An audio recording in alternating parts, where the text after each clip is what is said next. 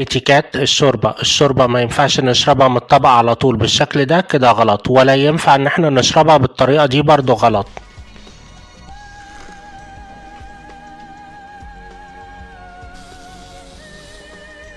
وما ينفعش ان احنا عشان نبردها نفضل نقلب فيها بالشكل ده، كده غلط.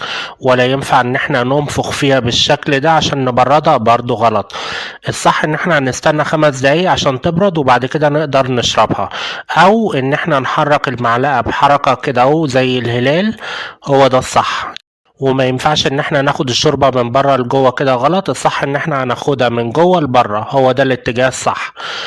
وما ينفعش ان احنا نوطي واحنا بنشرب الشوربة ونحني ظهرنا بالشكل ده، كده غلط. الصح ان احنا هنرفع المعلقة قدام بقنا ونشرب، هو ده الصح. ومن الاخطاء شائعة ان احنا نشرب الشوربة من بوز المعلقة، كده غلط. الصح ان احنا هنشرب الشوربة من جنب المعلقة. اول حاجة هنشرب السوائل بالراحة من غير ما نعمل صوت، بعد كده هنفتح شفايفنا وناخد محتوى الشوربة سواء خضار او لسان عصفور، هو ده الصح. لو اتبقى في الطبق حبة شوربة وعايزينهم نميل الطبق في اتجاه الخارج والمعلقة تتحرك من الداخل للخارج، هناخد الشوربة ونشرب بالراحة من غير ما نعمل صوت. لو خلصنا الشوربة ما ينفعش نحط المعلقة على السفرة، لكن نسيبها جوه الطبق، وهو ده اتيكات الشوربة.